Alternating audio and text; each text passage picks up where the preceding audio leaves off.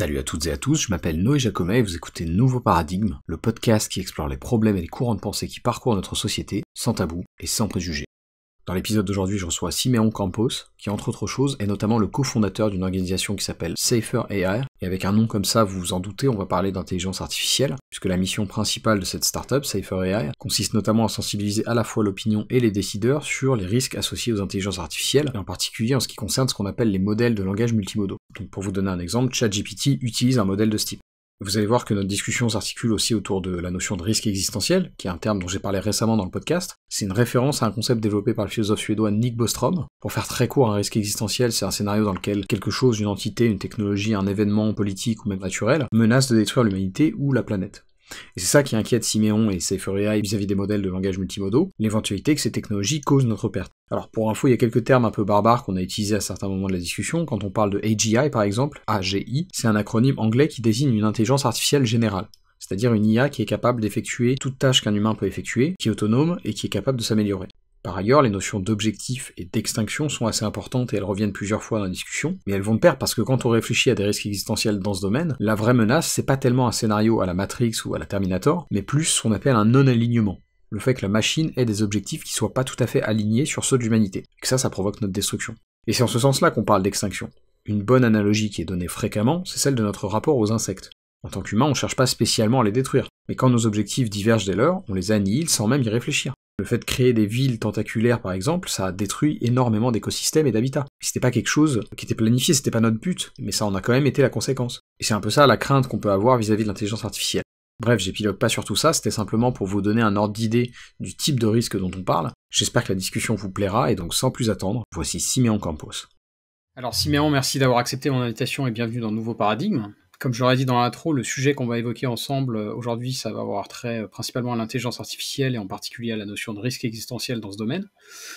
Et pour commencer, comme je t'ai dit, je présente généralement mes intervenants, mes invités dans l'intro, mais j'aime bien aussi leur demander comment eux ils se présentent. Et donc voilà, j'aurais aimé que tu parles un peu de, si tu veux bien, de qui tu es, que tu nous expliques un peu quel est ton parcours et comment tu en es venu à ces thématiques sur l'intelligence artificielle, les risques existentiels, etc.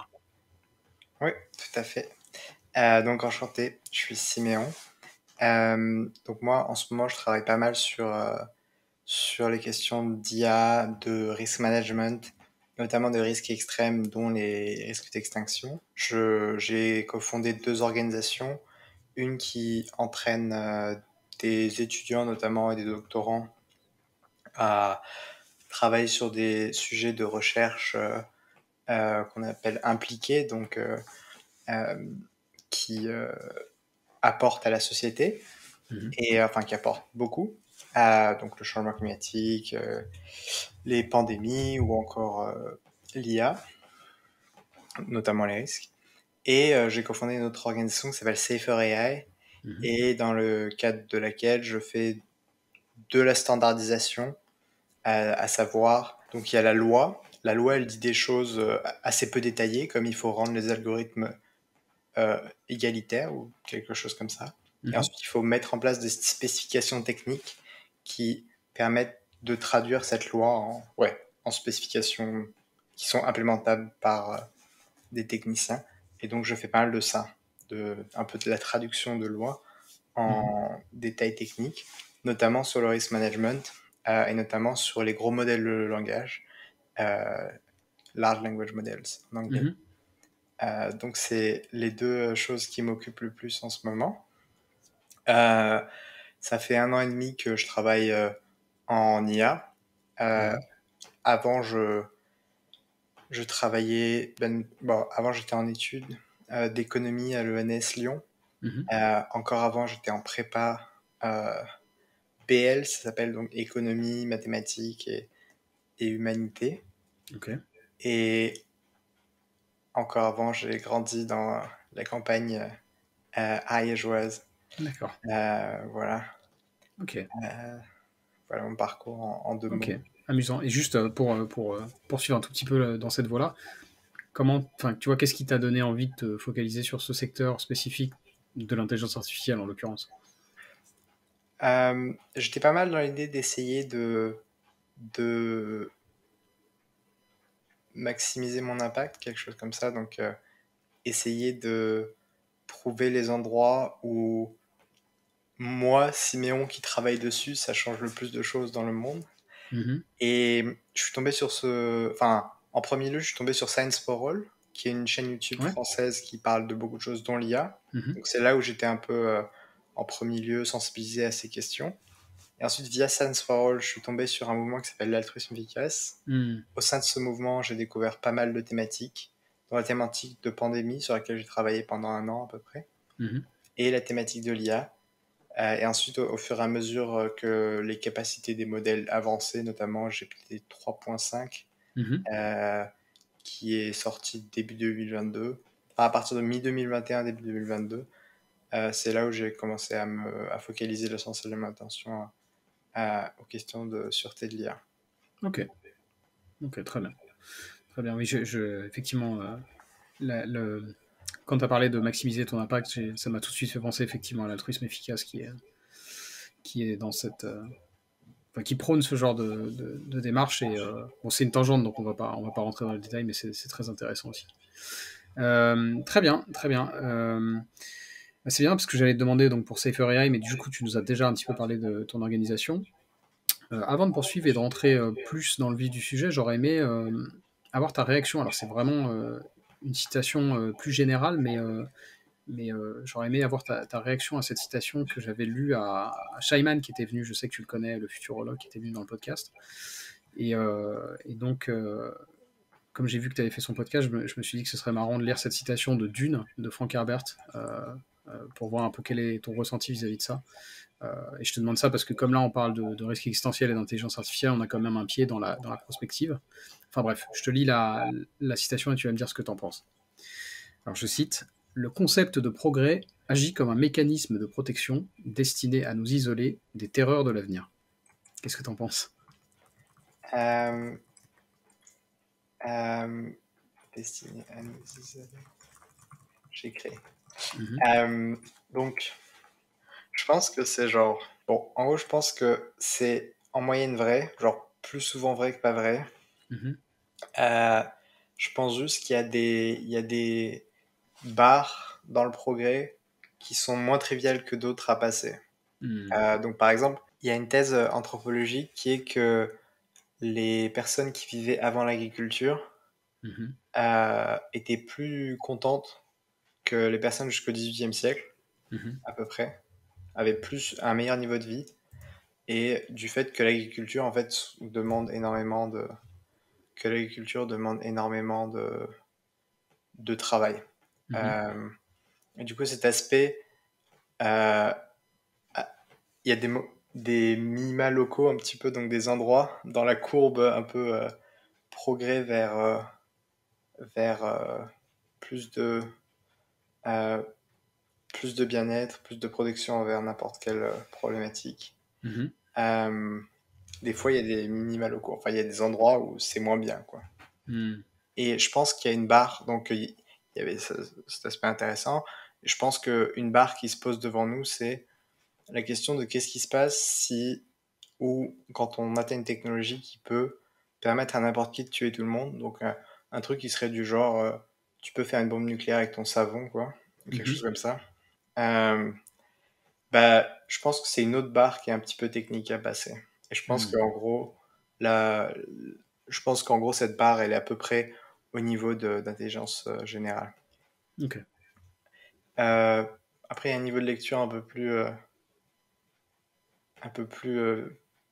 ouais, un peu plus abstrait qui est genre, on se rattache au progrès pour nous protéger enfin, pour nous protéger des dystopies futures ou je sais pas quoi. Enfin, Ouais, on peut le dire comme ça, ouais. euh, bah, du coup, notamment lié à cette question de qu'est-ce qui se passe une fois que n'importe qui peut tuer tout le monde. Mhm. Je pense que je suis assez pessimiste sur le fait que la trajectoire par défaut ce soit vers une utopie, quoi. Mhm. Euh, je pense que je pense qu'il y a quelque chose de très fragile dans atteindre les mondes, enfin les univers les mieux, quoi. Mhm. Euh, je pense que par défaut, il y a pas mal de chances que du fait de cette problématique, on atterrit dans un monde qui paraisse dystopique à beaucoup de gens. Ok, Qui soit dystopique pour beaucoup de gens. ok, très bien. Ok, et j'ai une dernière question. Donc, c'est bien, là, on est tout de suite dans le dooming, mais j'ai quand même une dernière question un peu préliminaire, on va dire, pour vraiment là qu'on commence à parler vraiment d'IA et de risque. Euh, pour commencer, est-ce que tu peux peut-être expliquer un peu, parce que dans mon audience, il y a des gens qui sont pas forcément familiers de ça, donc est-ce que tu peux peut-être expliquer un peu comment fonctionnent les IA les plus en vogue actuellement, qui sont ce qu'on appelle, donc c'est ce que tu disais, des modèles de langage multimodaux. Et je te demande ça parce que, bah, comme beaucoup de gens, moi j'ai testé Midjourney, j'ai testé ChatGPT, etc. Mais c'est vrai que du point de vue de l'utilisateur, c'est assez opaque, je trouve. Et on ne se rend pas forcément compte de ce qu'elles impliquent au niveau technique et au niveau de leur fonctionnement. Or, ça a son importance du point de vue des risques associés. Donc voilà, est-ce que tu peux peut-être présenter très très brièvement, dans les grandes lignes, en gros, le fonctionnement de ce genre d'outil?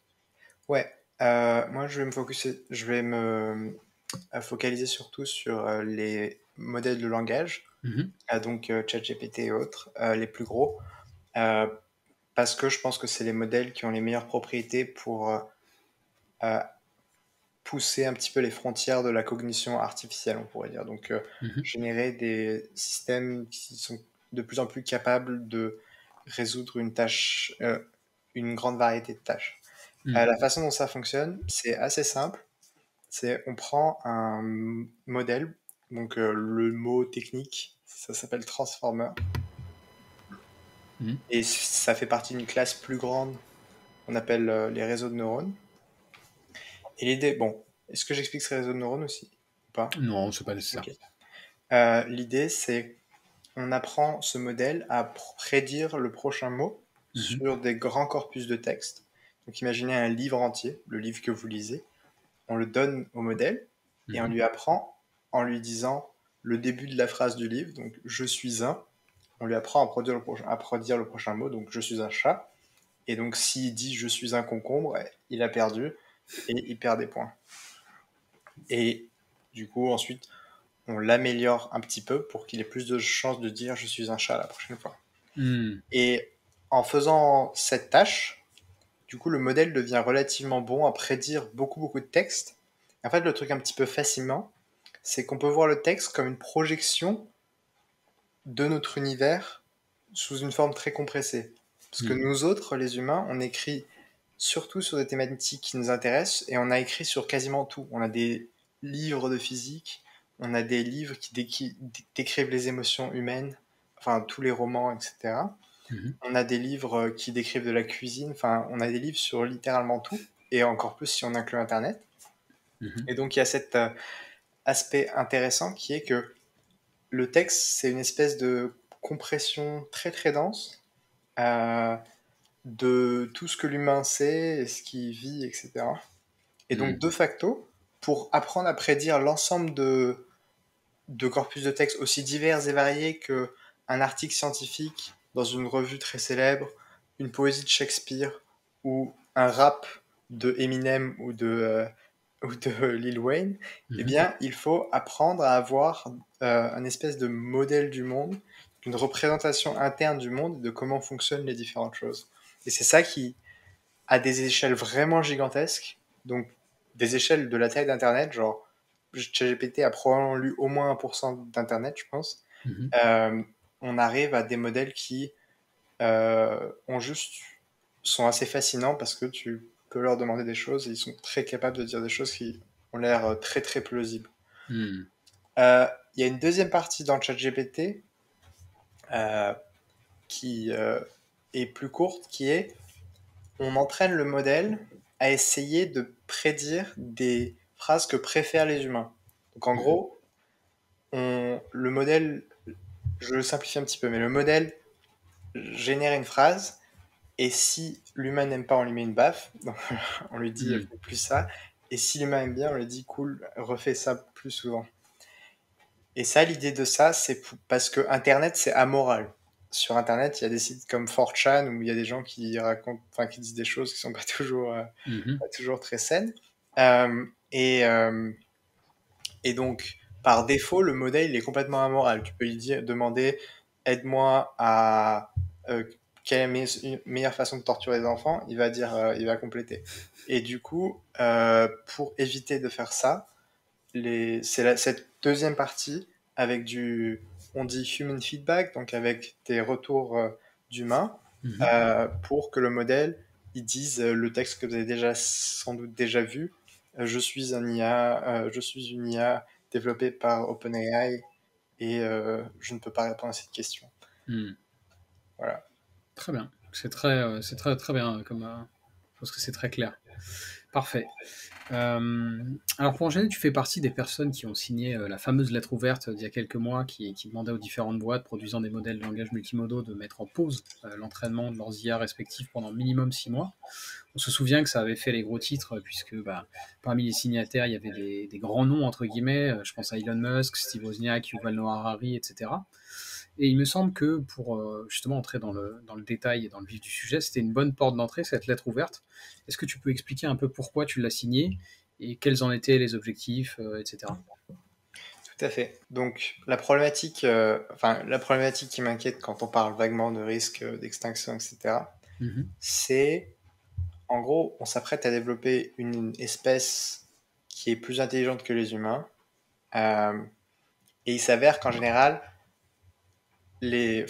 historiquement, il n'y a jamais eu une espèce moins intelligente qui a été capable d'empêcher une espèce plus intelligente de l'éteindre. Actuellement, si l'humain voulait, il pourrait éteindre à peu près n'importe quelle espèce sur Terre. Et de facto, nous avons éteint 40% des espèces sans même nous en rendre compte.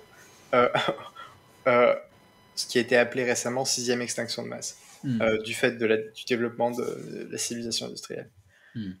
Et l'idée de la communauté qui s'appelle la communauté de l'alignement, qui travaille sur ces sujets, c'est de dire que développer des entités plus intelligentes que les humains, donc les gens parfois parlent de AGI, Artificial General Intelligence, donc artificielle intelligence générale, intelligence artificielle générale. Eh bien, l'idée de ça, c'est de développer une espèce plus intelligente. Et les gens de la communauté de l'alignement postulent qu'a priori, par défaut, la trajectoire par défaut, c'est qu'on développe cette IA et qu'on n'est plus capable de l'empêcher de faire quoi que ce soit, et que petit à petit ou rapidement, ça cause l'extinction de l'humanité. Et donc, la clé de lecture un petit peu de cette communauté sur la situation actuelle, c'est qu'il y a des grosses entreprises qui courent pour développer des IA générales, donc développer une espèce plus intelligente que les humains. Et à côté de ça, il y a extrêmement peu de gens qui travaillent sur la question de l'alignement, donc la question de s'assurer qu'on ait une certitude vraiment très très haute dans le fait que ça ne cause pas notre extinction. Et donc, une partie de cette communauté est très inquiète qu'on atteigne des niveaux de cognition suffisants pour qu'on ne puisse plus empêcher une extinction relativement rapidement. Et l'idée, c'est que, en gros, actuellement, il faut, qu'on fasse de l'évaluation de risque des modèles actuels pour savoir où on en est, parce qu'actuellement, il n'y a pas d'évaluation compréhensive des risques. Et ça, toutes les communautés autour des risques et autres sont d'accord. C'est pas que la communauté autour des risques de l'extinction. Et en gros, les gens de la communauté de l'alignement pensent que on est déjà très très loin sur la courbe de l'intelligence, et du coup, qu'il serait sain de ralentir autant que possible actuellement et d'accélérer différentiellement le développement de méthodes pour s'assurer qu'on ne s'éteigne pas. Donc la raison, en clair, la raison pour laquelle j'ai signé cette lettre, c'est parce que symboliquement, donc c'était la première grosse lettre qui avait des chances d'avoir de l'attention médiatique et qui pointait sur le fait que ces entreprises qui ont conscience pour un certain nombre des risques avaient un comportement relativement irresponsable et développaient à toute vitesse les capacités de ces modèles sans se soucier au niveau nécessaire des problématiques autour des risques qu'il faut réduire. Moi, j'ai Ok. pas mal une focalisation sur les risques existentiels, mais il faut savoir qu'il y a beaucoup d'autres risques qui sont souvent assez corrélés. Mhm. Euh, par exemple, quelque chose qui va probablement arriver, c'est la perte d'emploi. Mhm. Et la perte d'emploi, sachant qu'actuellement on vit dans des sociétés où, en termes de valeur, on attribue beaucoup de la valeur aux gens par rapport à leur emploi, Mhm. bah, faire une transition de société, d'une société de pas loin de tout le monde a un travail, pas loin de personne a un travail, euh, en 5 ans, Mhm. ça peut être assez désastreux. Ouais, bien sûr. Ça, c'est C'est pas en une claquant des thématique, doigts. c'est une thématique sur laquelle je me focalise un peu moins, j'ai moins de connaissances, mais c'est aussi, ce serait tout à fait compréhensible que cette communauté requiert aussi une pause partielle ou un ralentissement peut-être. Hmm. Ok, très bien. Euh, Alors, ouais, comme je t'ai dit, évidemment, et c'est ce que tu viens de rappeler aussi, notre discussion à nous va s'articuler autour de la notion de risque existentiel parce que bah, c'est un sujet que j'ai déjà traité un petit peu dans le podcast. Et, euh, et là, j'avais un petit peu envie pour cette question-là de me faire un peu l'avocat du diable. Je pense que dans cette analogie, on pourrait dire que le diable, c'est quelqu'un comme Sam Altman. Mais en quoi, la question que j'ai envie de te poser, qui est un peu candide et un peu provoque, c'est en quoi l'intelligence artificielle s'inscrit là-dedans, le risque existentiel. Là tu as parlé effectivement de destruction d'emplois. Bon, ça peut être effectivement embêtant, mais c'est pas à proprement parler un risque existentiel. Donc voilà, est-ce que c'est pas un peu exagéré, est-ce que c'est pas un peu catastrophiste pardon, d'associer ces outils d'IA au risque existentiel?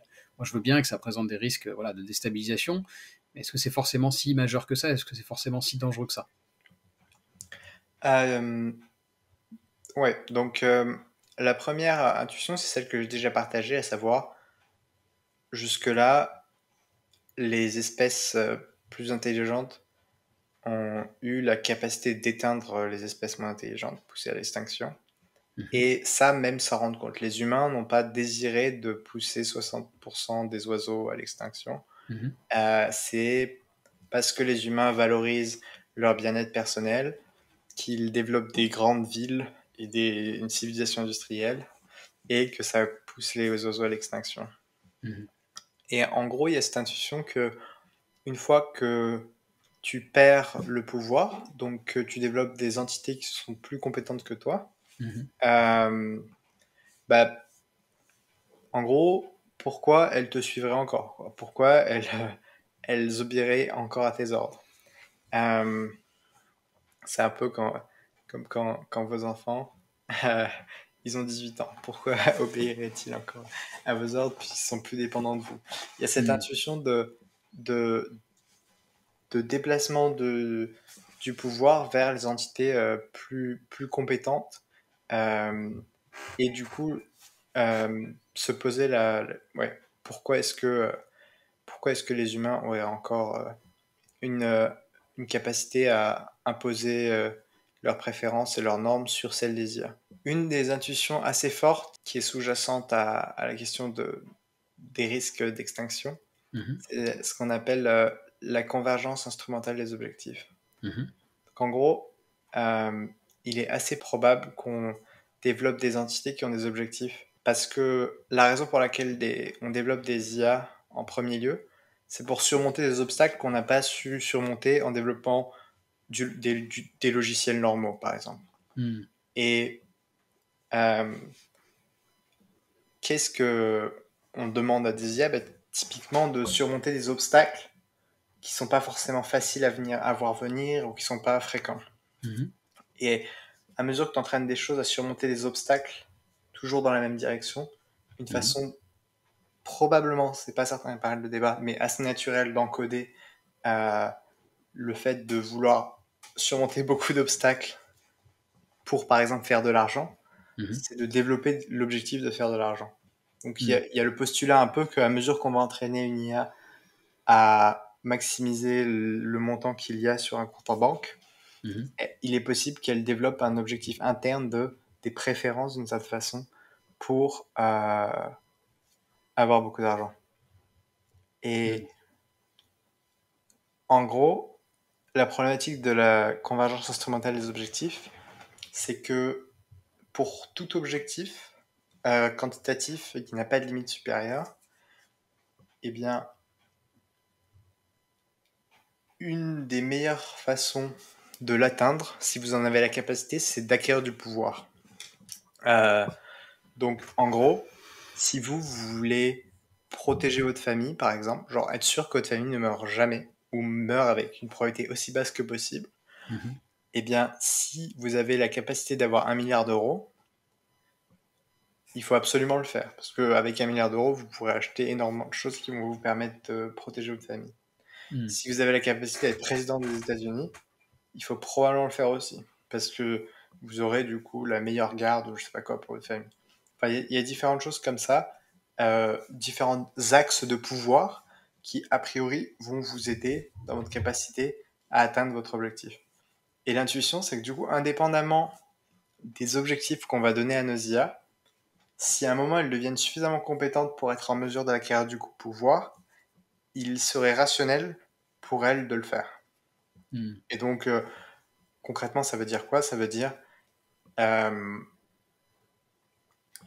sais pas, Tesla entraîne une IA pour assister Elon Musk dans la quête de profit, et l'IA, du coup, développe l'objectif de maximiser le profit de Tesla, et donc l'IA commence à apprendre à être envoyer de gentils emails aux politiques pour qu'ils l'aiment bien, ou donc développer du pouvoir de lobbying et politique. Elle commence à apprendre à faire beaucoup d'argent. Donc par exemple développer de nouveaux produits pour faire beaucoup d'argent. Elle commence à développer un réseau et des amitiés avec des personnes très puissantes pour être capable de mobiliser, etc., etc. Et il y a cette intuition qu'une fois qu'on développe des IA qui ont des compétences supérieures à celles des humains les plus compétents, ce qui est l'objectif affiché de 2 des 3 labos, enfin de 3 des plus gros labos d'IA, donc OpenAI, DeepMind et Anthropic, eh bien, il y a pas mal de chances qu'elles aient de meilleures capacités que nous à développer du pouvoir. Très bien. C'est marrant parce que, alors je fais une parenthèse, mais c'est quelque chose que j'ai déjà pu évoquer, mais tu vois, quand tu détailles des scénarios comme ça, ma réaction émotionnelle n'est pas du tout appropriée. C'est-à-dire que ça me fait pas, au lieu de me faire peur, ça me fascine un peu en fait. Tu vois ce que je veux dire? C'est comme en fait on a aussi bercé par toute une culture populaire qui parfois justement montre la technologie, et en particulier l'intelligence artificielle, sous des jours comme ça. Il y a presque un côté je sais pas, qui titille une curiosité malsaine, tu vois, d'imaginer des scénarios comme ça. Alors qu'ils sont pas du tout souhaitables, tu vois. Je sais pas si comment toi tu ressens les choses. J'imagine que si tu es dans ce secteur-là, c'est que tu les ressens pas exactement de la même manière, mais c'est vrai que moi, étonnamment, ça devrait me faire doumer, et en fait, ça me fait pas doumer. Non, tout à fait. Je pense que au moins la fascination de voir ce qui se passe, c'est une des motivations de beaucoup des gens qui travaillent dans ces labos. Parce qu'en fait, beaucoup des gens qui travaillent à développer cette technologie ont la croyance pensent que cette technologie a plus de 1% de chance de nous tuer. Et beaucoup sont à 10%, 30%, 50%. Enfin, genre. Beaucoup. Bon, 50%, ça doit être 5-10%. Et 30%, ça doit être genre 20% des gens, un truc comme ça. Ouais, je pense que la fascination de voir ce qui se passe une fois que tu développes un truc super puissant et autonome, etc., il y a quelque chose d'extrêmement fascinant dans ça. Et je pense que c'est un des motifs de beaucoup des gens qui développent ces technologies. Comment tu l'expliques? C'est quoi? C'est de l'hubris? On peut mettre quelque chose de normatif dessus et dire que c'est pas bien, parce que hubris, ça dit un peu... Oui, bien sûr, c'est péjoratif. Mais je pense que plus simplement, c'est juste de la curiosité. Enfin, genre, bon, déjà, l'intelligence, c'est ultra fascinant. Enfin, juste l'idée de se dire, oh, on va faire un truc qui vraiment fait des choses surprenantes et a l'air plus maligne que moi sur certains aspects. Enfin, genre, personne connaît GPT-4. GPT-4, c'est probablement l'entité qui a le plus de connaissances sur Terre. Enfin, il y a quelque chose de fascinant d'interagir avec GPT-4 dans toutes les dimensions. Et en plus, tu fais ça avec une facilité. Enfin, genre, tu fais des gros trucs, t'entraînes et pouf, tu lances et à la fin, hop, t'as un truc super intelligent. Enfin, Ah, ouais, il y a quelque chose d'extrêmement fascinant. Donc non, moi je mettrais pas de péjoratif, je dirais juste D'accord.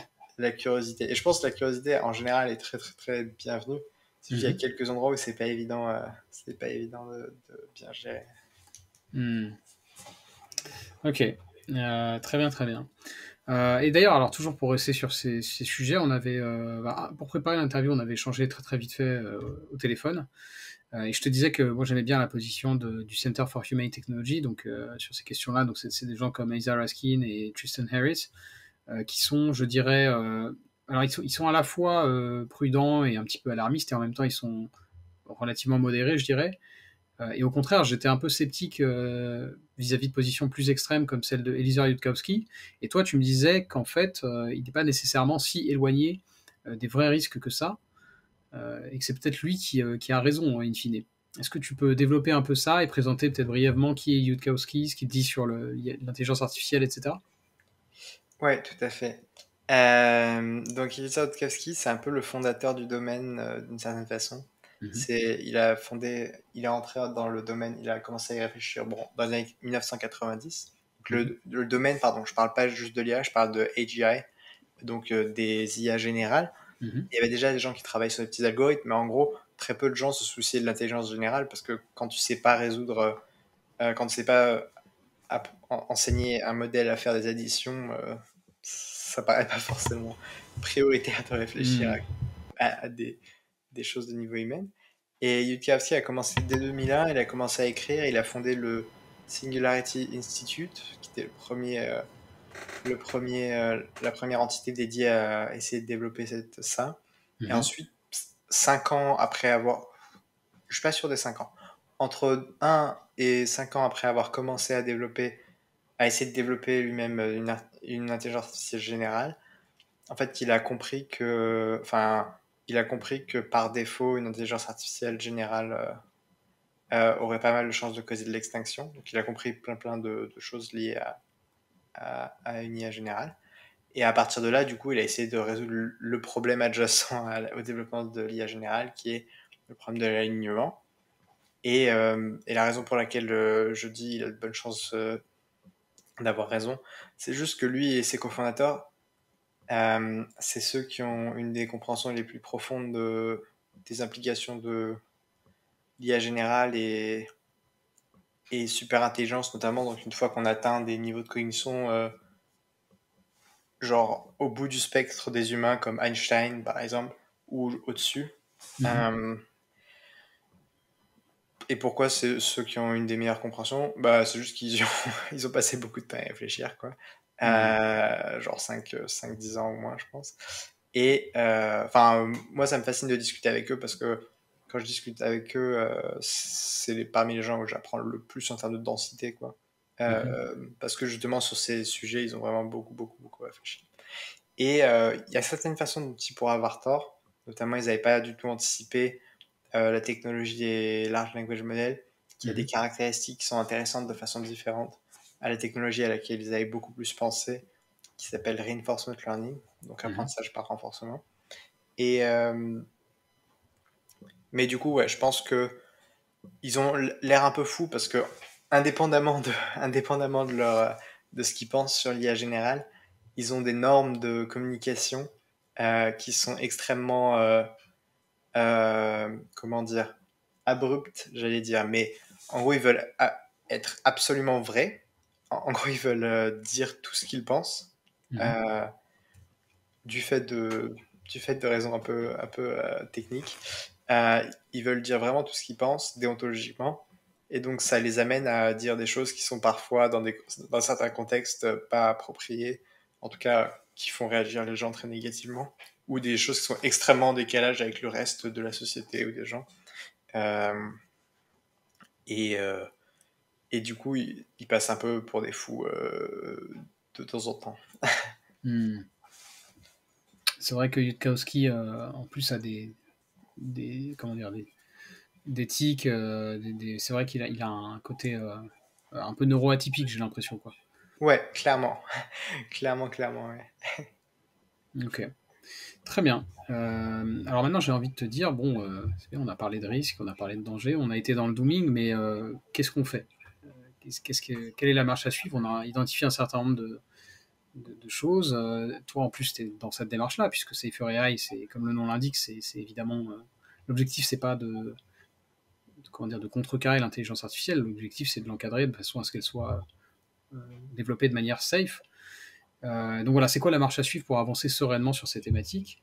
Et peut-être question subsidiaire, quelle est la place de, par exemple, l'État, donc pour nous l'État français, mais peut-être aussi en tant qu'Européen, quelle est la place de l'Union? Voilà, ce genre de choses-là. Est-ce que tu peux peut-être parler un petit peu de ça? Énorme question.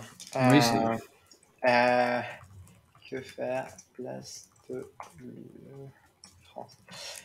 Un premier... Ouais, une première chose, c'est... Il y a finalement assez peu de gens qui prennent au sérieux l'idée qu'il y ait une espèce euh, d'intelligence supérieure égale à la nôtre qui soit autour de nous, quoi. Et ça a des implications vraiment de malade mental sur l'avenir. Mhm. Euh, et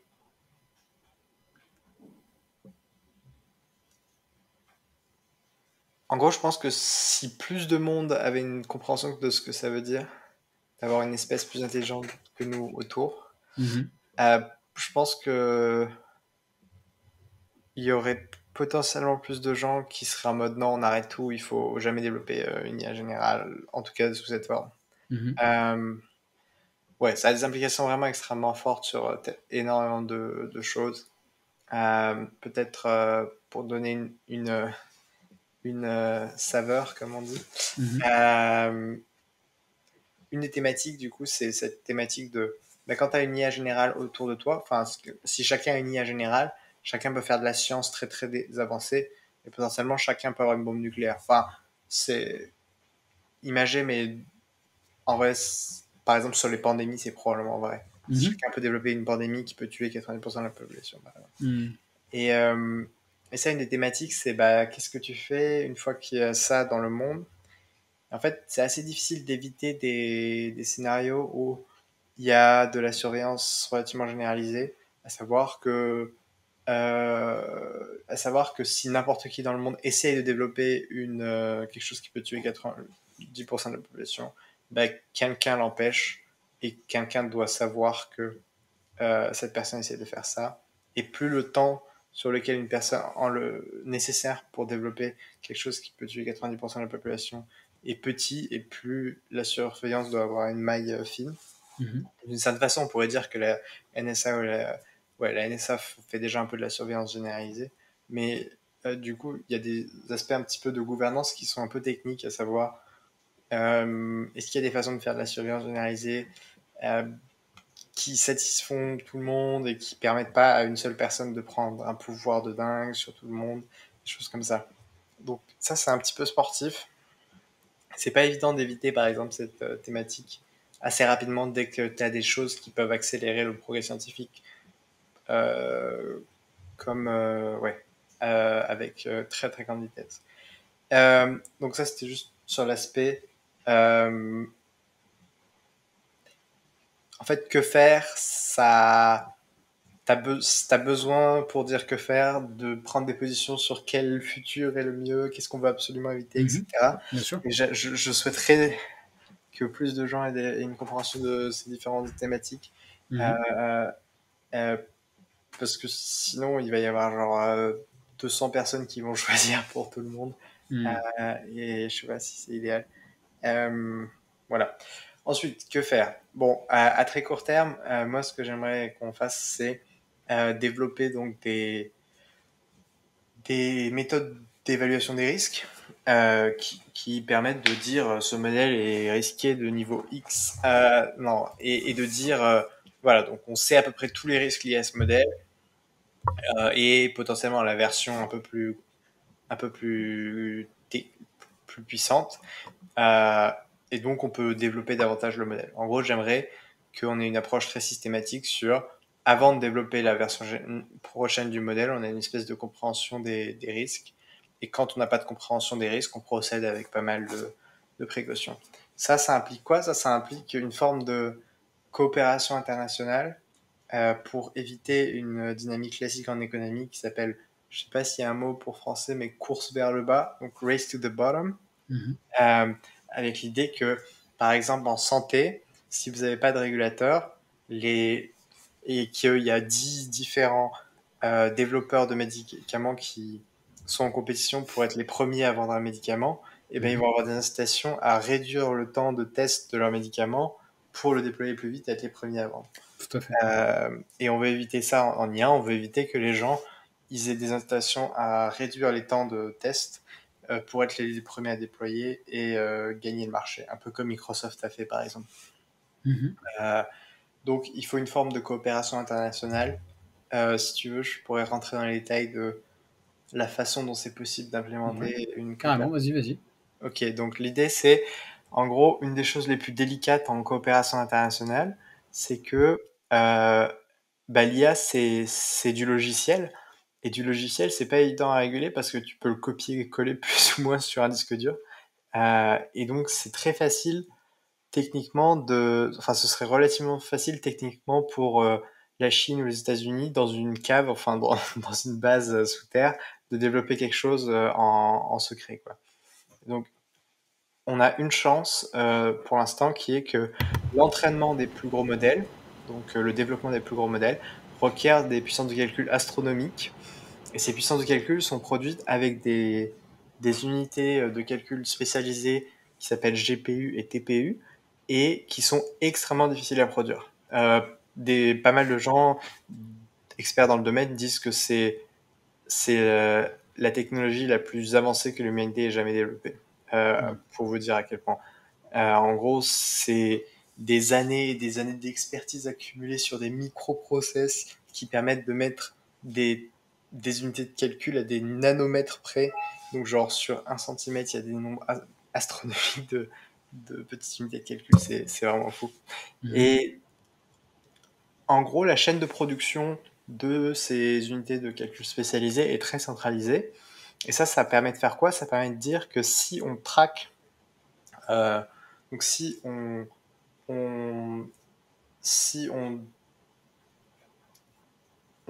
suit qui détient ces unités de calcul, eh bien, on peut savoir en gros qui a combien d'unités de calcul et donc qui est capable d'entraîner les plus gros modèles. Et ensuite, on peut juste auditer les gens qui ont au-dessus d'un certain niveau de cette puissance de calcul. La façon d'implémenter ça s'appelle les KYC, Know Your Customer. C'est juste, tu demandes aux gens quand ils achètent un truc, tu leur demandes quelques infos, comme quand vous allez à la banque, vous devez donner votre carte d'identité et quelques infos sur vous.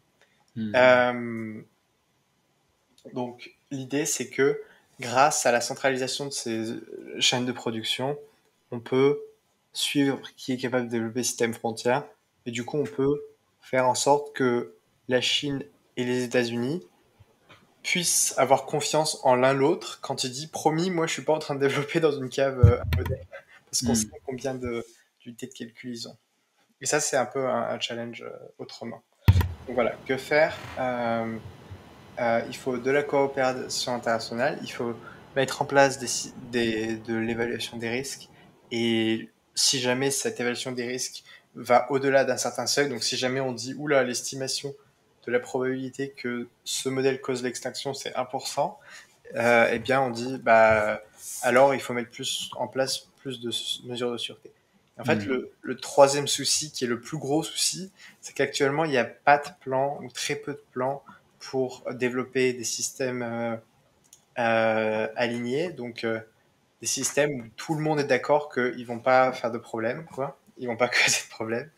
Et du coup, ça, on ne sait pas combien de temps ça prend. C'est possible que ça prenne 2 ans, mais les gens du domaine ont peur que ça prenne genre 10 ans, 20 ans. Et en fait, c'est pour ça que des gens pensent qu'il y a besoin de ralentir, parce que c'est possible qu'on soit à 3 ans ou 4 ans de choses qui sont aussi intelligentes que vous et moi, et c'est possible qu'on soit à 20 ans de la technologie qui permette de rendre ces choses aussi intelligentes que vous et moi suffisamment sympathiques pour nous préserver. Très bien, très bien, très bien.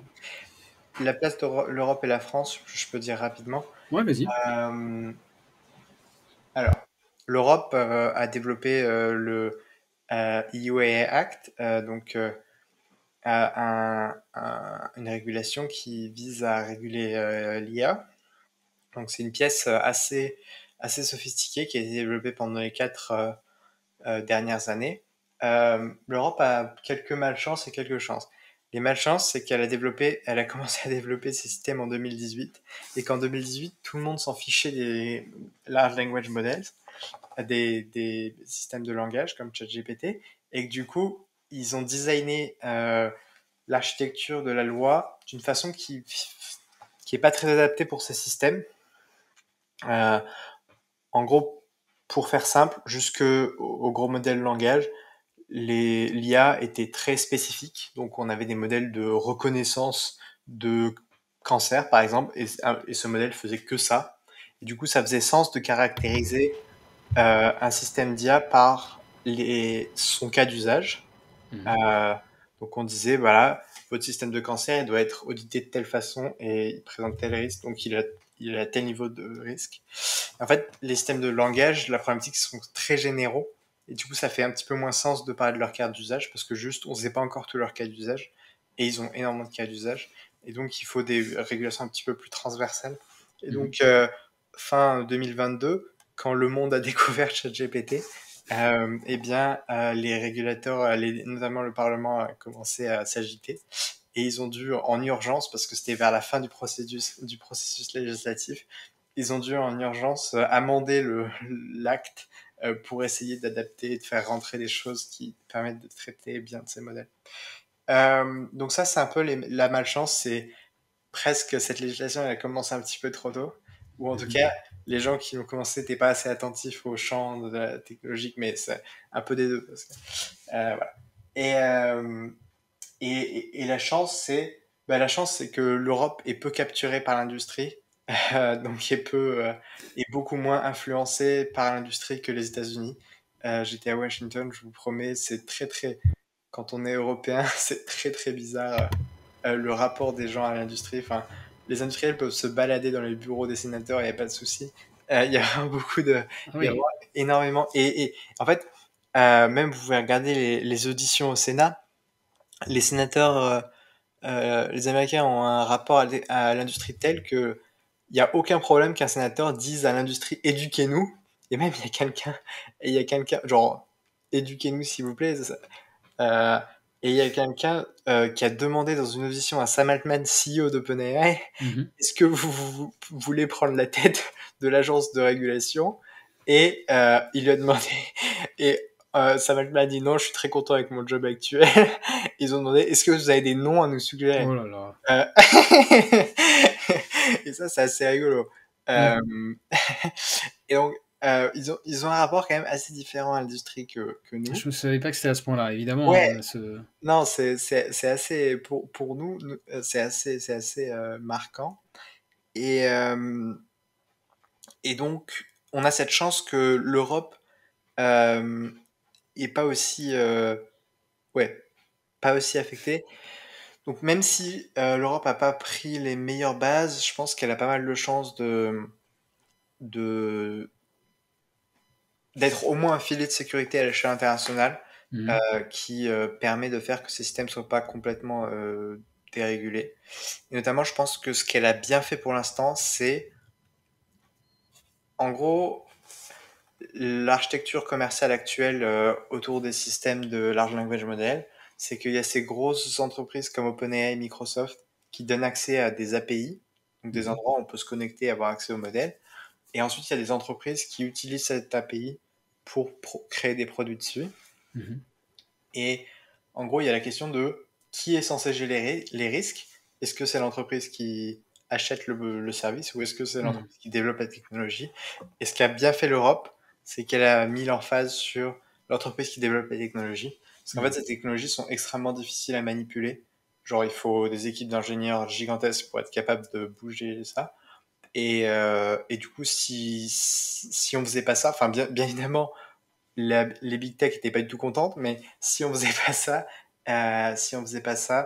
en gros, on n'allait pas gérer les risques parce qu'une startup de 20 personnes, elle peut pas changer GPT, enfin ChatGPT ou autre.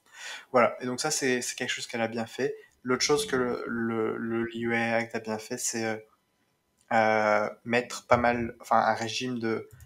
Alors je sais jamais comment dire, en anglais c'est liability, je pense que c'est responsabilité. Ouais, c'est ça. En gros, responsabilité pénale, Mhm. euh, qui inclut aussi ceux qui développent la technologie.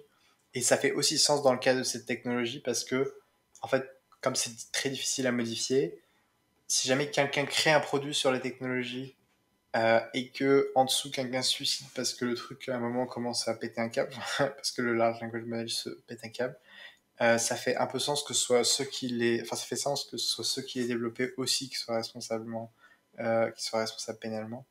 Et ça donne des très bonnes incitations euh, aux premiers qui développent la technologie de faire gaffe que ce genre de choses n'adviennent pas. Euh, ouais, voilà. Très bien, très bien, très bien.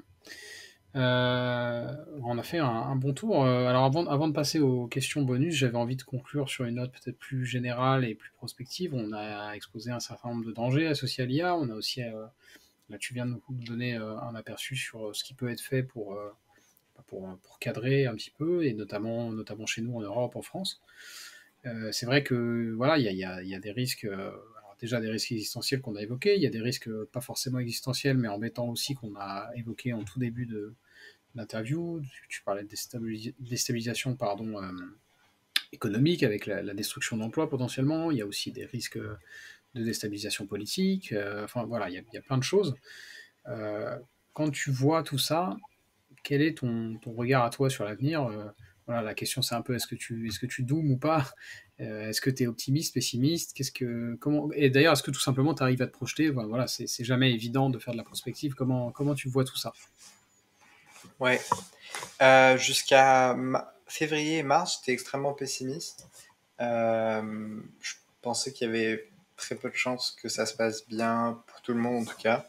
Je pense Mhm. que même les mondes où ça se passait bien, ce serait pas bien. Enfin, genre, en gros, il y a des mondes où tout le monde meurt pas, mais où, en pratique, je sais pas, que Sam Altman a du pouvoir, et du coup, c'est pas un univers incroyable. Enfin, c'est pas un genre.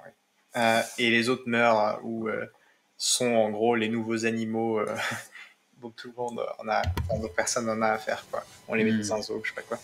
Euh, donc, ouais, jusqu'à mars, j'étais très pessimiste. Depuis mars, je suis un peu moins pessimiste parce que les politiques commencent à comprendre que c'est quelque chose d'assez gros, qu'il y a des risques, qu'il faut prendre ça en main. Et les gens ont l'air assez ambitieux, enfin, beaucoup de gens ont l'air très ambitieux dans ce qu'ils veulent faire. Mhm. En termes de comment gérer les risques, comment faire de la gouvernance bien sur ces technologies. Par exemple, il y a eu du mouvement du côté de think tank américains vers plus de coopération avec la Chine sur les thématiques de l'IA, entre Mhm. autres. Ce qui est vraiment miraculeux parce qu'actuellement les relations diplomatiques sont au plus bas. Mhm. Et je pense que même dans un cadre où on est des ennemis, sur des thématiques comme celle-ci, ça fait sens en termes rationnels, enfin individuels, égoïstes, de coopérer. Et je suis content qu'il y ait du mouvement dans ce sens. Donc tout ça pour dire, je pense c'est encore plus probable que non que ça se passe mal, mais je suis plus optimiste depuis mars et je pense qu'en poussant, ouais, je pense qu'il y a moyen de faire des grosses choses grâce à la compréhension croissante mutuelle des gens de cette thématique et Mhm. des risques. Ok. Donc t'es un doomer, mais un doomer modéré, quoi, si je comprends bien. Un doomer modéré, tout à fait. D'accord. Ouais. Euh, Doomer modéré. Je- Très bien. Est-ce que, avant qu'on passe aux questions bonus, qui, comme je t'ai dit, sont pas très sérieuses, est-ce qu'il y avait des choses qui te semblaient importantes d'ajouter, tu vois, peut-être des précisions à apporter, ce genre de choses? Euh, non, bah, si vous voulez discuter de ces thématiques et si vous voulez faire des choses en France, en Europe ou dans le monde, n'hésitez pas à me contacter Mhm. à campos.simeon@gmail, cmpos.simeon, simeon@gmail.com. Mhm. Euh, Peux-tu sur Twitter et aussi? oui, tout à fait sur Si Twitter. tu peux rappeler ton hâte. Mon Simeon, donc Simeon, euh, underscore, donc tiré du bas, tiré du 8, CPS. Voilà. Voilà. Et non, donc n'hésitez pas. Je pense que c'est une thématique importante. Je vous invite à creuser. Ouais, je pense que si vous n'êtes pas trop au courant de cette thématique, que vous le vouliez ou non, ça va probablement changer votre vie Ouais. dans les années à venir. Donc Si c'est pas déjà le cas aujourd'hui. je vous invite à vous renseigner. C'est vraiment, ouais, c'est vraiment fou.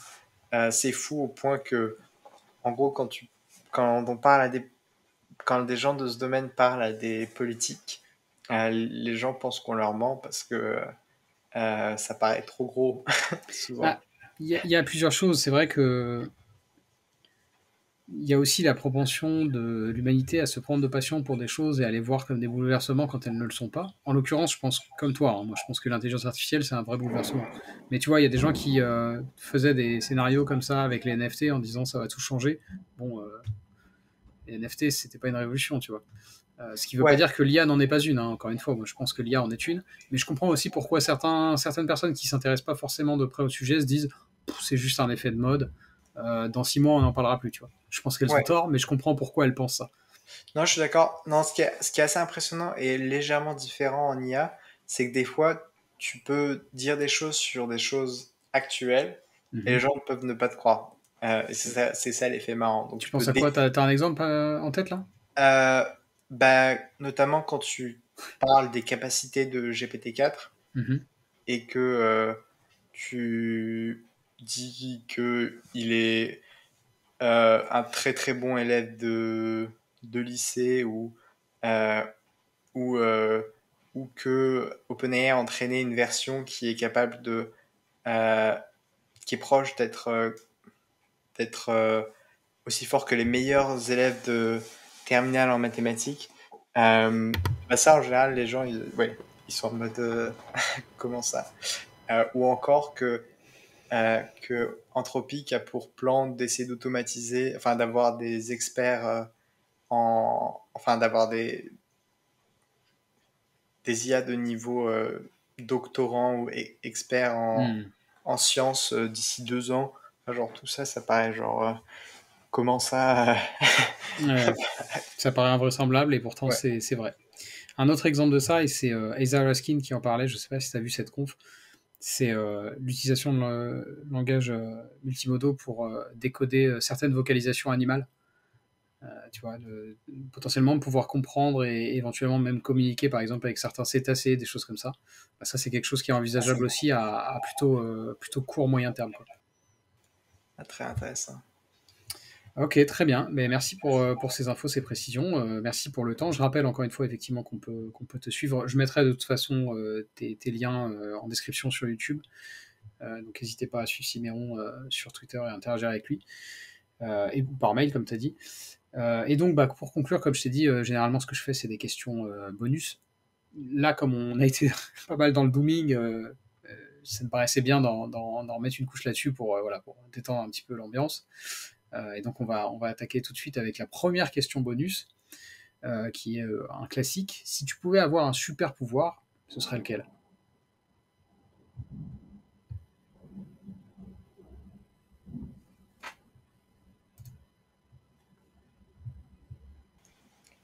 Euh, je pense que ce serait avoir avoir un modèle excellent du monde. Enfin, genre, j'allais dire parfait, ce serait un peu triché, mais euh, en gros, avoir un accès direct au vrai truc, quoi. C'est-à-dire? Je- Avoir raison, en gros. Ah, d'accord. En gros, avoir un vrai modèle du monde, je veux juste dire avoir une carte mentale, enfin, Une des formes de représentation de raisonnement. ce qu'est la réalité. Ouais, exactement. Avoir une compréhension parfaite du monde et ne pas se Ah, tromper. c'est intéressant. Intéressant. D'habitude, on me dit, tu vois, être invisible. Ok, ok. Très intéressant. Non, c'est cool, ce serait ouf d'avoir. Ah ouais, ouais, Notamment, ça réglerait beaucoup de problèmes parce que il y a tellement de problèmes qui viennent de mécompréhension mutuelle de ce que pense l'autre, etc. absolument. Donc, si tu avais une grande certitude dans le fait de comprendre l'autre, ça gère beaucoup de soucis. Très intéressant, très bonne réponse. Question suivante. Si tu étais interné en hôpital psychiatrique par accident, comment est-ce que tu t'y prendrais pour convaincre le staff que tu es vraiment sain d'esprit et que tu fais pas juste semblant pour pouvoir sortir?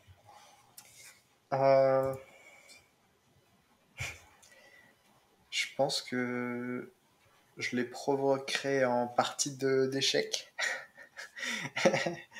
En gros, si une personne gagne aux échecs contre toi, a priori, si elle a la sanité pour gagner aux échecs contre toi, il y a une bonne chance qu'elle ait la sanité à d'autres endroits. Donc peut-être que j'essaierai ça. Ouais. Ou des choses comme ça. En gros, je ferais des tâches intellectuelles avec des personnes. Je leur demanderais qu'est-ce que je devrais pas être capable de faire si j'étais vraiment fou. Et ensuite, j'essaierais de leur montrer que je suis capable de le faire. Intéressant. Je suis d'accord avec la deuxième moitié. Je suis pas sûr que les échecs soient le bon. Je pense que tu peux être cliniquement diagnosticable fou et être un excellent joueur d'échecs. À mon avis, c'est pas Ah, tu incompatible. penses? Ah ouais. Intéressant. Ça dépend ce qu'on veut dire par fou. Enfin, il y a des choses comme schizophrénie où je pense que c'est vrai. Mais si vraiment tu es censé être plus capable de raisonner de façon Oui, logique oui. sur Il y a des rien, cas où c'est mort, oui, on est d'accord. je pense que c'est pas évident. Ok. Ok. Alors, question suivante. Est-ce que tu pourrais me donner quelques idées d'alternatives à la guerre qui permettraient aux pays de résoudre leurs litiges? La guerre, en théorie économique, c'est encore une fois comme on dit, une bargaining failure, donc Un échec de négociation. exactement un échec de négociation. Et l'idée, c'est, en gros, la guerre, c'est coûteux pour tout le Excuse-moi, il y a de monde. l'orage chez moi. Ouais, moi aussi, je te rassure. Euh, donc, la guerre, c'est coûteux pour tout le monde, donc tout le monde veut l'éviter rationnellement. Et donc, je pense les meilleures façons de réduire le nombre de guerres, c'est d'améliorer la communication entre les pays et d'améliorer la transparence entre les pays. Donc, un exemple, c'est la guerre en Ukraine-Russie n'aurait jamais dû arriver si jamais les acteurs avaient communiqué rationnellement. En gros, ce qui s'est passé avec l'Ukraine, ça ne fait aucun sens. Il y a eu l'Europe qui disait jusqu'à la toute fin, jusqu'à ce que Poutine envahisse, elle disait non, on va pas trop supporter l'Ukraine, on va pas couper Nord Stream 2, un, qui est un réseau de gaz. On va pas faire grand-chose si la Russie attaque l'Ukraine. Et la Russie attaque l'Ukraine, et là, ils font des grosses dingueries. Enfin, ils coupent le gaz, ils donnent plein de défense, etc. Et ça, c'est la pire stratégie. Parce qu'en gros, si jamais en avance la Russie avait su que l'Europe et les États-Unis mettraient toutes leurs ressources, ben, ça devient plus rationnel d'attaquer l'Ukraine. Parce qu'ils savent qu'ils vont se faire démonter. Et du coup, en anticipant ça, si jamais l'Europe et les États-Unis avaient été clairs, ben, ils n'auraient pas attaqué l'Ukraine. Et là, le fait que l'Europe dise ah non, on va sans doute rien faire, ensuite que la Russie attaque, et ensuite que l'Europe fasse des gros trucs, c'est le pire parce que ça veut dire que tu as une guerre qui affaiblit énormément tout le monde et ça aurait pu ne pas arriver si tout le monde avait bien anticipé les coûts que ça engendrait. Donc, ouais, il y a cette première chose assez un peu contre-intuitive qui est que améliorer la communication fortement, notamment à quel point, notamment les menaces, en fait, dire ce que tu vas faire, dire voici toutes les ressources que je vais mettre pour te combattre, ça fait que l'autre se dit oh là, ça va me coûter cher, donc je vais peut-être pas le faire. Deuxième truc, encore moins intuitif, c'est augmenter l'interdépendance entre les pays.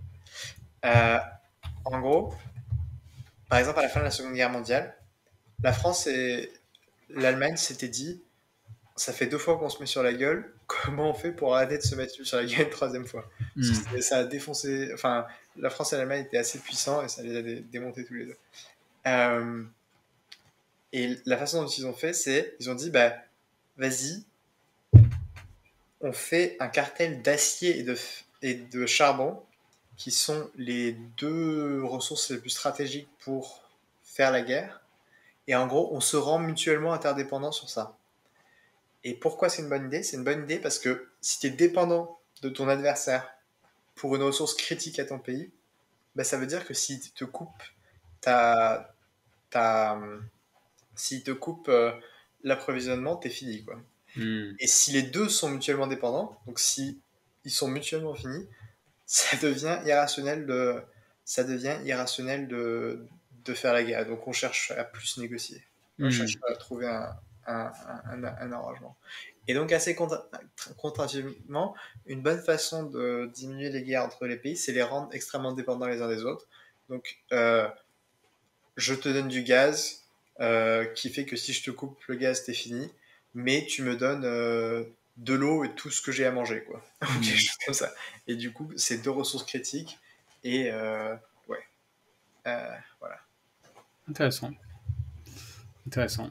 Donc en fait, toi, si on suit ton hypothèse, c'était bien que l'énergie allemande soit russe. Il aurait fallu que les Russes s'approvisionnent chez les Allemands en quelque chose d'autre pour... Exactement. En gros, la pire situation, c'est unilatérale dépendance. En gros, la pire situation, c'est un pays dépend unilatéralement de l'autre, mais l'autre ne dépend pas de l'un, parce que ça lui donne un pouvoir gigantesque. Donc ça, c'était la situation Allemagne-Russe, très malsaine. Dans une situation un peu mieux, c'est les deux dépendent, ni l'un ni l'autre ne dépend de l'autre. Et la meilleure situation, c'est les deux dépendent chacun de l'autre. Donc effectivement, il aurait fallu que la Russie dépende d'une matière absolument critique vis-à-vis de l'Allemagne. Ouais. Ok, très bien. Très bien. Et pour finir avec la dernière question bonus qui va boucler un petit peu la boucle et revenir sur les questions d'intelligence artificielle, mais d'une façon un petit peu pop culturesque, on va dire. Dans un scénario apocalyptique fictif, tu préférerais être confronté à un monde dominé par des zombies ou un monde dominé par des robots ? Je sais pas, ça a l'air plus mignon le monde avec les robots, mais j'ai l'impression que c'est pas original. Mais en même temps, les zombies, c'est pas très original non plus. Hein. Quand je pense dans l'imaginaire collectif, souvent les mondes avec des robots, ils sont un peu plus sympas que les mondes avec des zombies.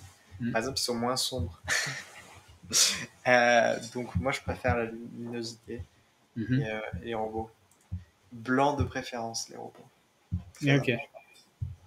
Donc plus, si je comprends bien, t'es plus Westworld que... Exactement. C'est quoi merde, je trouve plus... c'est pas The Last of Us. Remarque, The Last of Us, il y a des zombies aussi. The Last of Us, pareil. The Last of Us, c'est... Je veux jamais vivre dans ce monde. Je peux comprendre. À tout le monde, tu te fais manger tout cru par un zombie. C'est plus marrant de se faire manger tout cru par un robot qui est sympa. Ok. Sympa. Très bien. Siméon, merci beaucoup d'avoir consacré du temps. Je redirige encore une fois les auditeurs et auditrices vers tes réseaux sociaux. Ce sera mis en description sur YouTube. Et puis, à la prochaine. Parfait. Super. Merci beaucoup, Noé. Ciao. Plus.